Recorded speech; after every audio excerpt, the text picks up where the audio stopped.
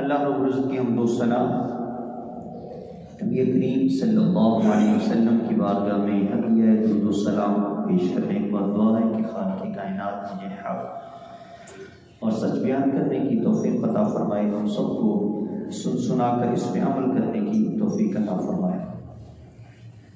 جیسا کہ آپ تمام دوستوں کو معلوم ہے کہ یہ مہینہ حضرت سیدنا ابوبکر صدیق رضی اللہ تعالی عنہ کے حوالے سے ہر ممبر پہ ان کی گفتگو کی جاتی ہے، ہر محفل میں ان کا ذکر کیا جاتا ہے۔ 22 جمادی الثانی یہ یوم وصال ہے حضرت ابوبکر صدیق رضی اللہ تعالی عنہ کا۔ حضرت ابوبکر صدیق رضی اللہ تعالی عنہ کے نبی کریم کے بعد جتنے احسان اسلام کو یہاں تک پہنچانے میں ہیں، اگر ہم ساری زندگی بھی ان احسانات کا ذکر کرتے رہے تو ہم حق ادا نہیں کر سکتے۔ نبی کریم صلی اللہ علیہ وسلم کے بعد جس قائدانہ صلاحیتوں سے آپ نے اسلام کو بچایا، اسلامی تعلیمات کو بچایا، اور وہ لوگ جو نبی کریم صلی اللہ علیہ وسلم کے بعد مرتد ہو گئے، جنہوں نے اسلامی تعلیمات پہ عمل کرنے سے انکار کر دیا، آپ نے ہر اس بندے کو دوبارہ اسلام کا پابند بنایا اور یہ بتایا کہ اسلام ختم نہیں ہوا۔ جو پودا اسلام کی صورت میں نبی کریم صلی اللہ علیہ وسلم لگا کر گئے تھے، اس پودے کی حفاظت فرمائی۔ ایک مرتبہ نبی کریم صلی اللہ علیہ وسلم تشریف فرما ہے تو میرے نبی کی ذات نے سوال کیا کہ اے صحابہ، کیا تم میں سے کوئی ایسا بندہ ہے کہ جس نے آج روزہ رکھا ہوا ہے؟ تو جتنے بھی صحابہ بیٹھے ہوئے تھے تو ان میں سے حضرت ابوبکر صدیق رضی اللہ تعالی عنہ نے ہاتھ کھڑا کیا کہ یا رسول اللہ، آج میں نے روزہ رکھا ہوا۔ پھر نبی کریم نے سوال کیا کہ اے صحابہ، کیا آپ میں سے کوئی ایسا بندہ ہے کہ جس نے آج کسی نماز جنازہ میں شرکت کی ہو؟ سارے صحابہ کے ہاتھ نیچے تھے۔ حضرت ابوبکر صدیق رضی اللہ تعالی عنہ نے ہاتھ بلند کیا کہ یا رسول اللہ، آج میں نے فلاں ایک بستی میں نماز جنازہ میں شرکت کی ہے۔ نبی کریم نے پھر سوال کیا، کیا کوئی ایسا بندہ کہ جس نے آج کسی مسکین کو کھانا کھلایا ہو؟ پھر تیسری مرتبہ بھی حضرت ابوبکر صدیق رضی اللہ تعالی عنہ نے ہاتھ بلند کیا کہ یا رسول اللہ، میں نے آج ایک مسکین کو کھانا کھلایا ہے۔ چوتھا سوال میرے نبی کریم نے اپنے صحابہ سے پوچھا کہ کیا تم میں سے کوئی ایسا بندہ ہے کہ جس نے آج کسی بیمار کی عیادت کی ہو؟ اس چوتھے کام پر بھی حضرت ابوبکر صدیق رضی اللہ تعالی عنہ نے ہاتھ بلند کیا کہ یا رسول اللہ، میں نے کی ہے۔ اب جنازے میں شرکت بھی کی، بیمار کی عیادت بھی کی، مسکین کو کھانا بھی کھلایا اور روزہ بھی رکھا ہوا ہے۔ تو میرے نبی کریم نے ارشاد فرمایا کہ صحابہ سن لو، جس بندے کے اندر اتنی خصلتیں اور صفتیں موجود ہوں، رب تعالیٰ اس کو جنت ضرور عطا فرمائے گا۔ دنیا میں جنتی ہونے کی بشارت میرے نبی کریم نے ارشاد فرمائی۔ اور ایک مرتبہ میرے نبی کریم صلی اللہ علیہ وسلم نے ارشاد فرمایا، صحابہ، اللہ کی ذات نے انسان کے لیے 360 صفتیں پیدا کی ہیں۔ کتنی؟ بلند آواز میں کتنی؟ 360 صفتیں اللہ نے انسان کے لیے پیدا کی ہیں۔ کسی میں 1 ہیں، کسی میں 2 ہیں، کسی میں 10 ہیں، کسی میں 50 ہیں۔ جس طرح کا مرتبہ ہوگا اتنی صفتیں اس انسان کے اندر پیدا ہوتی چلی جاتی ہیں۔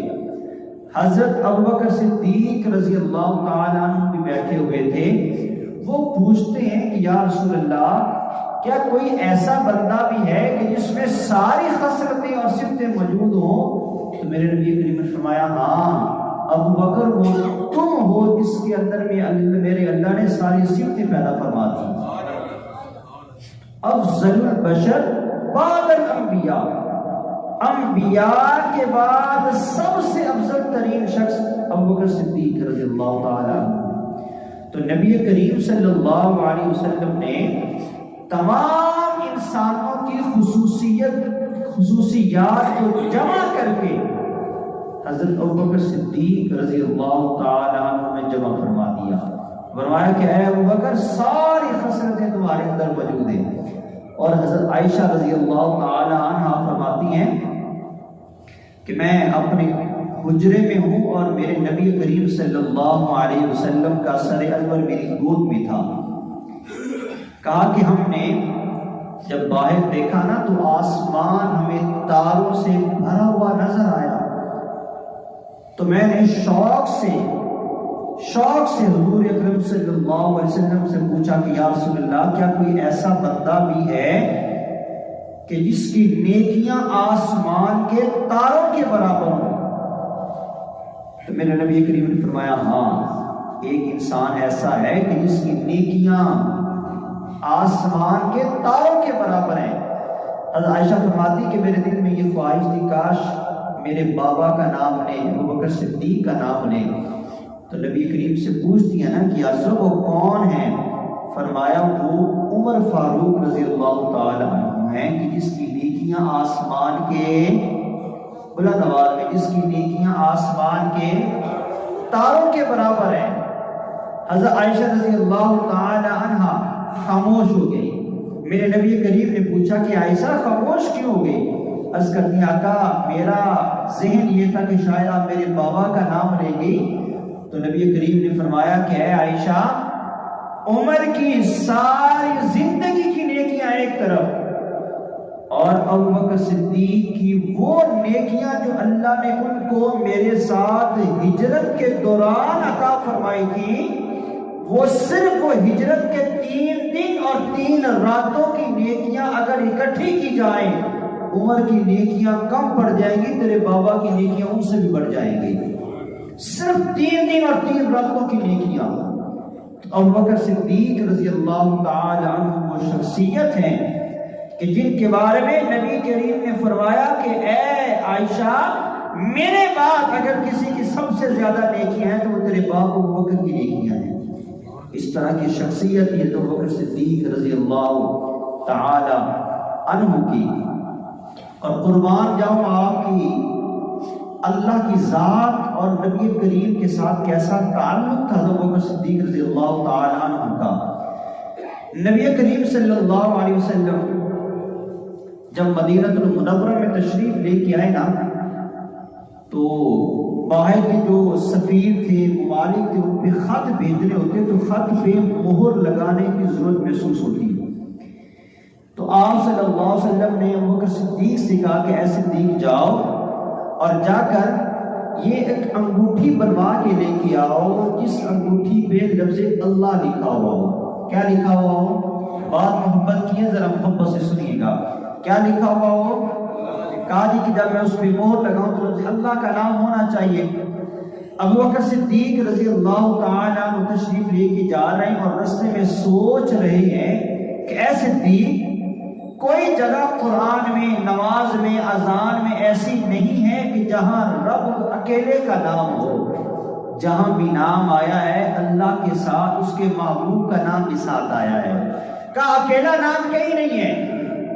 جا کر اس بندے سے کہا جس نے انگوٹھی وہ بنانی تھی، مہر بنانی تھی، اس کو کہا یار ایک سائڈ پہ چھوٹا سا لفظ اللہ لکھ دو اور ساتھ میرے نبی محمد کا نام لکھ دو۔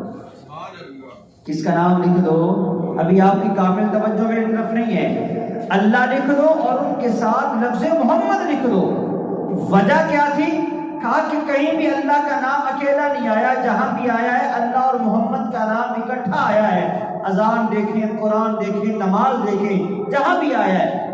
ابو بکر صدیق رضی اللہ تعالی عنہ جب وہ انگوٹھی لے کر واپس آئے نا نبی کریم کے پاس، اور نبی کریم صلی اللہ علیہ وسلم نے پوچھا دیکھا انگوٹھی کو تو فرماتے کہ اے ابو بکر یہ کیا کر کے آئے ہو؟ عرض کی حضور کیا ہوا؟ فرمایا میں نے کہا تھا کہ لفظ اللہ لکھوا کر لانا ہے، تو نے اس کے اوپر 2 نام اور لکھوا لیے۔ عرض کرتے ہیں آقا میں نے 2 نام نہیں لکھوائے، میں نے تو صرف 1 نام لکھوایا ہے۔ فرمایا تم نے کون سا نام لکھوایا؟ کہا آقا میں نے اللہ کے ساتھ لفظ محمد لکھوایا ہے۔ میرے نبی کی ذات نے فرمایا ابو بکر دیکھو یہاں پہ تو ساتھ صدیق بھی لکھا ہوا ہے۔ کیا لکھا ہوا ہے؟ بلند آواز میں کیا لکھا ہوا ہے؟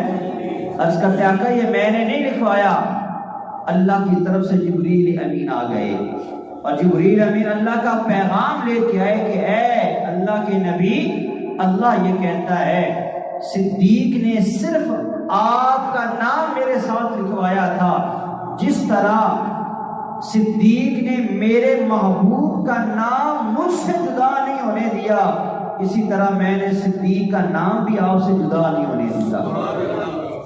یہ تیسرا نام ہم نے اپنی طرف سے لکھوا دیا تو اللہ کی ذات نے اپنے محبوب کے ساتھ ہمیشہ رکھا۔ تمام صحابہ میں حضرت ابوبکر صدیق رضی اللہ تعالیٰ عنہ وہ واحد صحابی ہیں جو نبی کریم کے ساتھ ہر معاملے میں ساتھ رہے، ہر جگہ پہ ساتھ رہے۔ اگر ہجرت کے لیے بھی میرے نبی کریم کی ذات نے پسند کیا تو ابوبکر صدیق کو پسند فرمایا، ابوبکر صدیق کو پسند کیا۔ ہر مقام پر میرے نبی کریم صلی اللہ علیہ وسلم نے ان کو پسند کیا۔ اور آئے جو یہ سفر ہجرت تھا میرے نبی کریم کا حضرت ابوبکر صدیق رضی اللہ تعالی عنہ کے ساتھ، یہ مکمل طور پر عشق مصطفیٰ اس میں جھلکتا ہوا نظر آتا ہے۔ حضرت ابوبکر صدیق جب نبی کریم کے ساتھ جا رہے ہیں نا تو یوں دونوں جا رہے ہیں تو کبھی ابوبکر صدیق سامنے آ جائیں، کبھی پیچھے آ جائیں، کبھی دائیں آ جائیں، کبھی بائیں آ جائیں، یوں مسلسل آگے پیچھے دائیں بائیں ہوتے جا رہے ہیں۔ میرے نبی کریم نے پوچھا کہ اے ابوبکر یہ کیا کر رہے ہو؟ عرض کرتے ہیں آقا جب میں پیچھے آتا ہوں نا تو اچانک خیال آتا ہے کہ کہیں دشمن کی طرف سے کوئی چیز ایسی نہ آ جائے جو آپ کو سامنے سے زخمی کر دے۔ آقا میں دوڑ کر آگے آ جاتا ہوں کہ اگر کوئی ایسی چیز آئے بھی صحیح تو پہلے ابوبکر کا سینہ حاضر ہو۔ آقا پھر میرا خیال آتا ہے مجھے کہ شاید دائیں طرف سے کوئی چیز آ جائے، آقا میں بھاگ کر دائیں آ جاتا ہوں، پھر بائیں آ جاتا ہوں، پھر پیچھے آ جاتا ہوں۔ ایک طرح سے یہ سفر ہجرت جو تھا غار ثور تک ابوبکر صدیق گویا ایک طرح سے نبی کا طواف کرتے رہے، جان بچاتے رہے کہ ادھر سے ادھر سے ادھر سے ادھر سے مکمل طور پر حفاظت فرماتے رہے۔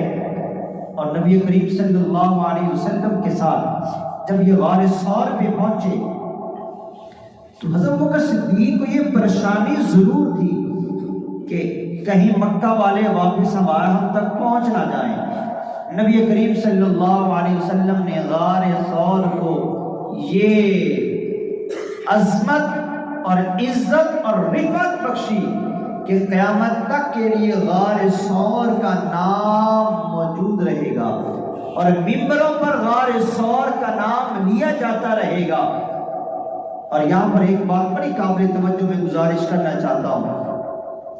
میرے نبی کریم صلی اللہ علیہ وسلم جن دوستوں نے غار ثور دیکھا نا وہ کافی بلندی پر ہے، 3 میل 3 کلومیٹر ہے، کافی فاصلہ ہے۔ حضرت ابوبکر صدیق رضی اللہ تعالی عنہ عرض کرتے ہیں کہ یا رسول اللہ اونچائی کافی زیادہ ہے، آپ یوں کریں کہ میرے کندھوں پہ سوار ہو جائیں۔ کہاں پہ سوار ہو جائیں؟ بلند آواز میں کہاں سوار ہو جائیں؟ کندھوں پر سوار ہو جائیں، آپ کو تکلیف نہ ہو، میں خود اپنے کندھوں پہ اٹھا کر آپ کو غار تک لے کے جاؤں گا۔ پھر دنیا نے دیکھا ابوبکر صدیق رضی اللہ تعالیٰ عنہ نیچے بیٹھے، میرا نبی ان کے کندھوں پہ تشریف فرما ہوا اور بلندی چڑھتے ہوئے جا رہے ہیں۔ اور غار ثور کا وہ جو ایک لمبا فاصلہ چڑھائی کا تھا وہ سارے کا سارا طے کیا۔ اب ذرا یہاں پہ رکے، میں اس کے ساتھ ایک اور بات کو جوڑ کر بات مکمل کرنا چاہتا ہوں۔ میرا نبی اور علی رضی اللہ تعالی عنہ خانہ کعبہ کے اندر موجود ہیں۔ نبی کریم نے فرمایا کہ اے علی، پتہ ہے ہم کیا کرنے آئے ہیں؟ آقا آپ بتائیں۔ فرمایا کعبہ کے اندر جتنے بت ہیں نا، ہم سب بتوں کو توڑنے کے لیے آئے ہیں۔ کیا کرنے کے لیے آئے ہیں؟ ابھی مجھے آواز نہیں آئی۔ کیا کرنے کے لیے آئے ہیں؟ بتوں کو توڑنے کے لیے آئے ہیں۔ عرض کی حضور پھر دیر کس بات کی ہے؟ سنت ابراہیمی کو زندہ کرتے ہیں، آئے مل کر توڑتے ہیں۔ توڑنا شروع کیے۔ کچھ بت ایسے تھے جو بلندی پہ پڑے ہوئے تھے۔ علی رضی اللہ تعالیٰ عنہ عرض کرتے ہیں کہ آقا وہاں تک ہاتھ جا نہیں سکتا، آپ یوں کریں کہ میں نیچے بیٹھتا ہوں، آپ میرے کندھوں پہ بیٹھیں۔ کہاں بیٹھیں؟ آواز نہیں آئی۔ کہاں بیٹھیں؟ کندھوں پہ بیٹھیں۔ نبی کریم صلی اللہ علیہ وسلم علی رضی اللہ تعالیٰ عنہ کے کندھے پہ بیٹھے۔ جب حضرت علی رضی اللہ تعالیٰ عنہ اٹھنے لگے نا تو اٹھ نہیں سکے۔ میرے نبی کی ذات نے فرمایا علی مجھے لگتا ہے کہ تو مجھے نہیں اٹھا سکتا، یہ نبوت کا وزن ہے۔ علی یوں کر، میں نیچے بیٹھتا ہوں، تو میرے کندھوں پہ سوار ہو جا۔ کہاں پہ سوار ہو جا؟ میرے کندھوں پہ تو سوار ہو جا۔ پھر نبی کریم نیچے بیٹھے۔ علی مرتضی رضی اللہ تعالی عنہ علی کے کندھوں پہ، نبی کے کندھوں پہ علی سوار ہوا۔ نبی کریم جب کھڑے ہوئے نا تو حضرت علی فرماتے ہیں کہ مجھے یوں لگا، حالانکہ نبی کریم کا جو قد تھا نا وہ درمیانہ تھا، نہ بہت اونچا تھا نہ چھوٹا تھا، درمیانہ قد تھا میرے نبی کی ذات کا۔ حضرت علی فرماتے ہیں کہ جب میں نبی کے کندھوں پہ سوار ہوا اور نبی کریم کھڑے ہوئے نا تو کہا مجھے یوں محسوس ہو رہا تھا کہ اگر میں ہاتھ بڑھاتا تو ہاتھ بڑھا کر آسمان کو پکڑ لیتا۔ کہا مجھے لگا میں اتنی بلندی پہ آ گیا ہوں، اگر میں ہاتھ بڑھاؤں تو ہاتھ بڑھا کر میں آسمان کو پکڑ لوں، اتنی بلندی لگ رہی تھی۔ اب یہاں پر آپ اہل علم لوگ بیٹھے ہوئے ہیں، توجہ تو کریں۔ بتوں کو توڑنے کی باری آئی تو میرے نبی نے فرمایا علی تو مجھے اٹھا سکتا نہیں، حالانکہ یہ وہی علی ہے کہ جس نے ایک ہاتھ سے خیبر کا دروازہ اکھیڑ دیا، اور وہ خیبر کا دروازہ جس کو 30-40 بندے مل کر بھی نہیں اٹھا سکے، علی رضی اللہ تعالیٰ عنہ اکیلے نے اس دروازے کو اٹھا لیا۔ اتنی طاقت، لیکن یہاں پہ فرما رہے کہ اے علی تو مجھے اٹھا سکتا نہیں۔ ذرا تھوڑے دنوں کے بعد، تھوڑے عرصے کے بعد ہجرت کا یہ جو سفر ہے غار ثور کا، میرا نبی کہتا ہے کہ اے صدیق آج میں نے تیرے کندھوں پہ سوار ہونا ہے۔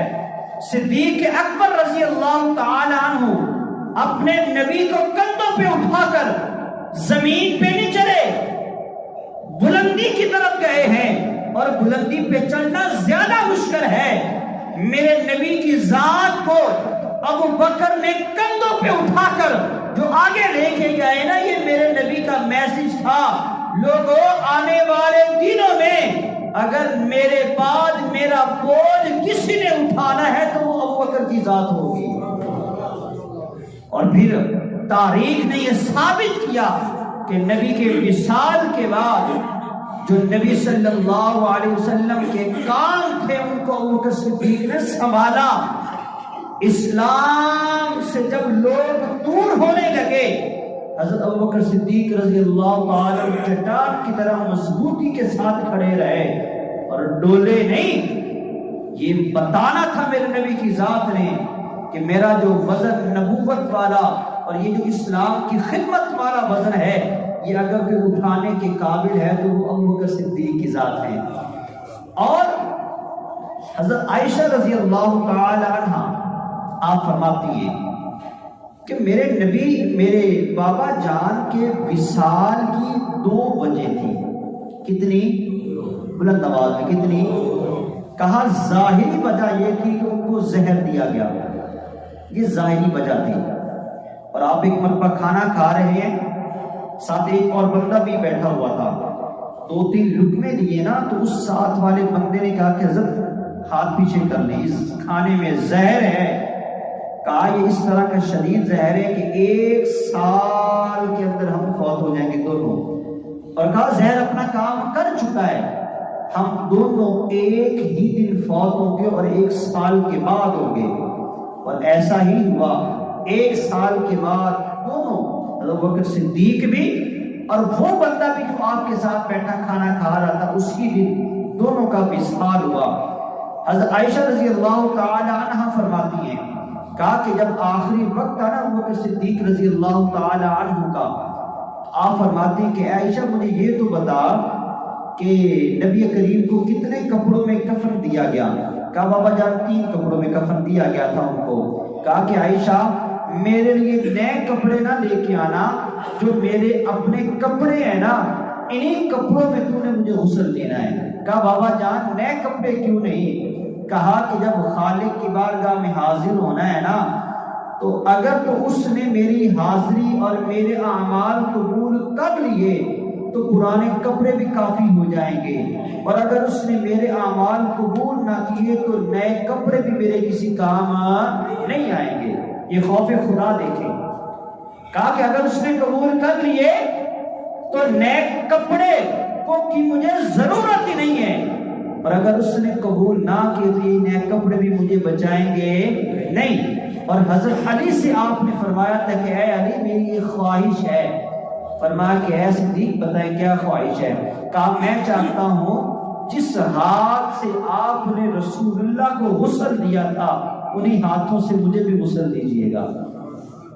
نسبت، ہر چیز میں نسبت مصطفیٰ ڈھونڈی، اور نبی کریم صلی اللہ علیہ وسلم کے جہاں پہ آپ دفن ہیں وہاں پر جا کر حضرت علی سے کہتے ہیں کہ علی جب میں فوت ہو جاؤں، میرا نماز جنازہ وغیرہ ہو جائے، روضہ رسول کے باہر میری میت کو رکھ دینا اور آواز دینا کہ یا رسول اللہ ابو بکر صدیق یہاں پہ آنا چاہتا ہے، اگر تو اجازت مل جائے تو وہاں پہ دفن کر دیجیے گا، اگر اجازت نہ مل سکے جنت البقیع میں دفن کر دینا۔ جب ابو بکر صدیق رضی اللہ تعالیٰ عنہ کے جسم کو وہاں پر لے جایا گیا، حضرت علی رضی اللہ تعالیٰ عنہ نے آواز دی کہ یا رسول اللہ ابو بکر آنا چاہتا ہے، تو اندر سے آواز آئی اوصل الحبیب الی الحبیب، علی دیر کیوں کر رہے ہو، حبیب کو حبیب کے ساتھ ملا دو، حبیب کو حبیب کے ساتھ۔ حضرت عائشہ رضی اللہ تعالی عنہ فرماتی ہیں، کہا کہ میرے بابا نے کہا کہ آج کون سا دن ہے؟ کہا بابا آج پیر کا دن ہے۔ کہا عائشہ آج میں نے انتقال کر جانا ہے، اور کہا جب میں انتقال کر جاؤں نا تو پھر مجھے دفنانے میں دیر نہ کرنا۔ عرض کی بابا وجہ کیا ہے؟ فرمایا کہ بڑی دیر ہو گئی سرکار سے ملے ہوئے، میں یہاں دنیا میں رک کر حضور کا ہجر زیادہ برداشت نہیں کر پاؤں گا، بس جتنی جلدی ہو سکے مجھے میرے نبی کے پاس پہنچا دینا۔ آخری وقت بھی نبی کریم صلی اللہ علیہ وسلم کے ساتھ۔ حضرت عائشہ کی جو میں بات سنا رہا تھا، ظاہری وجہ وہ زہر تھا جو حضرت ابوبکر صدیق کو دیا گیا، لیکن ایک اندرونی وجہ بھی تھی۔ حضرت عائشہ فرماتی ہیں، کہا کہ جس دن سے نبی کریم کا وصال ہوا تھا نا، میرے بابا کے دل پر نا ایک زخم لگ گیا۔ کہا 1 سال وہ مسلسل بہتا رہا، اور اس غم کی وجہ سے میرے بابا کا انتقال ہوا۔ کہا وہ زخم نہیں صحیح ہو سکا جو نبی کریم صلی اللہ علیہ وسلم کے جانے کی وجہ سے ہوا۔ اور آخری بات، آپ نے اپنے بیٹے کو دیکھا ایک مرتبہ، عبد الرحمن کو، وہ پڑوسی کو ڈانٹ رہا تھا کسی بات پر۔ اب توجہ کیجئے گا، وہ کسی پڑوسی کو ڈانٹ رہا تھا، آپ کا بیٹا۔ آپ نے اپنے بیٹے کو بلایا اور بلا کر کہا کہ بیٹا یہ ہمارا پڑوسی ہے، اس کے ساتھ سختی نہ کرو، پڑوسی کے ساتھ ہمیشہ نرمی کا معاملہ کیا کرو۔ یہ آپ کا وہ سبق تھا جو آپ نے اپنے بیٹے کو دے کر گئے۔ آج حضرت ابوبکر صدیق کی سیرت سے اگر ہم نے کچھ لینا ہے تو اگر یہ ایک چیز ہی ہم لے لیں تو شاید جس مقصد کے لیے انہوں نے زندگی گزاری ہے اس مقصد کا تھوڑا سا حصہ ہم بھی پورا کر سکتے ہیں۔ اپنے پڑوسیوں کے ساتھ حسن سلوک کرو، اپنے اہل محلہ کے ساتھ حسن سلوک کرو۔ اور کس طرح کا حسن سلوک کرو، ایک چھوٹی سی مثال میں دیتا ہوں۔ نبی کریم صلی اللہ علیہ وسلم کے چچا زاد بھائی حضرت جعفر رضی اللہ تعالی عنہ جب شہید ہوئے نا، ان کی شہادت کی خبر جب مدینہ میں پہنچی تو میرے نبی کریم نے فرمایا صحابہ سے کہ کھانا تیار کرو۔ کھانا تیار کر کے میرے نبی کی ذات نے وہ کھانا حضرت جعفر کے گھر بھیجا اور صحابہ سے کہا کہ اے صحابہ ان کو کھلا کے آنا ہے تم نے۔ کیوں؟ شدت غم کی وجہ سے نہ وہ پکا سکیں گے نہ وہ کھا سکیں گے، لہٰذا تم نے وہ کھلا کے آنا ہے۔ یہ رسم تھی ہمارے دین کی، یہ پڑوسیوں کے حقوق تھے کہ جب پڑوسیوں میں سے کسی کے گھر میں فوتگی ہو جاتی تو وہ ان کا خیال رکھتے۔ 3 دن تک میرے نبی نے فرمایا کہ ان کے گھر میں کھانا دو، اور آج افسوس کی بات یہ ہے سب سے پہلے اس میت والے گھر سے کھانا کھانے کے لیے پڑوسی سامنے بیٹھے ہوتے ہیں، پڑوسی آس پاس بیٹھے ہوتے ہیں کہ بھئی آج کھانا نہیں بنانا، ہم نے گھر میں فلاں کی بات کی، کھانا بنے گا، ہم نے ادھر سے جا کر کھانا ہے۔ یار اتنی زیادہ ہم میں بے حسی پیدا ہو گئی۔ یہ اسلام کی تعلیمات نہیں ہے، اسلام کی تعلیمات تو میرے نبی کا وہ عمل ہے۔ فرمایا کہ پڑوسیوں کے حقوق کس طرح سے پورے کرو۔ اگر ان کے گھر میں فوتگی ہو گئی ہے ان کے معاملات کی دیکھ بھال تم کرو، جتنا غم انہیں ہے تمہیں تو نہیں نہ ہے۔ لیکن آج ہم کھانا بھی انہی کے گھر سے کھاتے، پکا کے کوئی نہیں دیتا، آج کوئی نہیں بھیجتا، آج پکا کر ادھر سے کھاتے ہیں۔ تو حضرت ابوبکر صدیق نے اپنے بیٹے سے کہا کہ بیٹا یہ پڑوسی ہیں، ان کا خیال رکھا کرو۔